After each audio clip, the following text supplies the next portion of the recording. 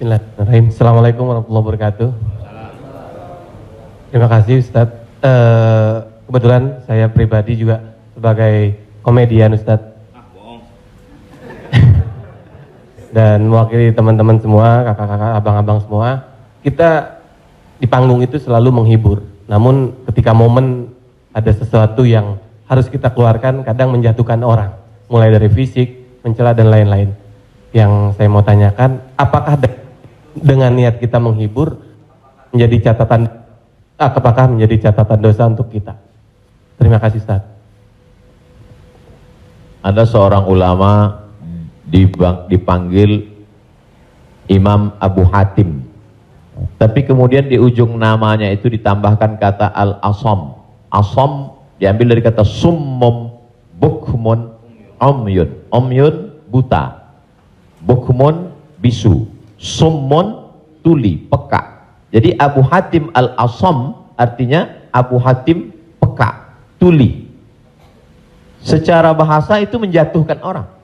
Siapa itu? Itu Abu Hatim peka, Abu Hatim tuli. Karena ada beberapa orang, ada Abu Hatim, yang ini Abu Hatim peka, tuli.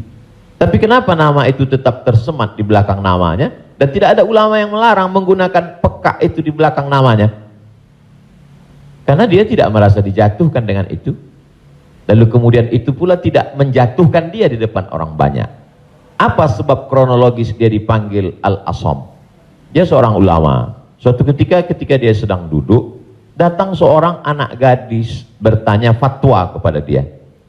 Saat anak gadis itu bertanya fatwa tentang hukum halal haram suatu masalah, mungkin karena wallahu alam bisawab atau saking groginya atau kentut anak gadis itu di depan dia. Dia ingin menjaga marwah, harkat, martabat anak gadis ini supaya jangan sampai merasa malu, maka dia diam pura-pura nggak dengar. Akhirnya anak gadis itu nggak jadi malu, pulang dan dia cerita ke orang lain. Aku tadi mengalami begini dan aku kentut di depan Imam Abu Hatim. Terus apa komen dia? Ternyata Abu Hatim itu peka. Dipanggil orang Abu Hatim Al-Asam, peka. Sampai akhirnya setelah anak gadis itu meninggal, Imam Abu Hatim Al-Asam panjang umurnya, meninggal anak gadis itu, barulah Abu Hatim mengatakan, aku sebetulnya nggak peka, hanya ingin menjaga kehormatan dirinya. Jadi kisah Abu Hatim Al-Asam dapat kita pahami dua makna. Satu sisi ada saatnya kita menjaga kehormatan orang sampai mati dia. Tapi ada satu sisi kalimat yang nampaknya menjatuhkan sebenarnya tidak menjatuhkan selama kita masih saling paham, saling memahami, saling mengerti.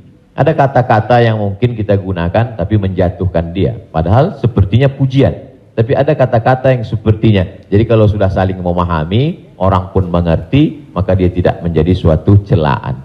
Ya ayyuhalladzina amanu, hai orang beriman, ijtanibu katsiran minadh-dhann, jauhilah prasangka buruk, inna ba'dadh-dhanni itsmun, wala tajassasu, jangan mencari-cari kesalahan orang, wala yaghtab ba'dukum ba'dha, jangan ribah membicarakan aib orang lain, la talmizu bil alqab, janganlah kamu menggunakan gelaran-gelaran yang jelek. Bukankah tuli itu gelaran yang jelek? Iya.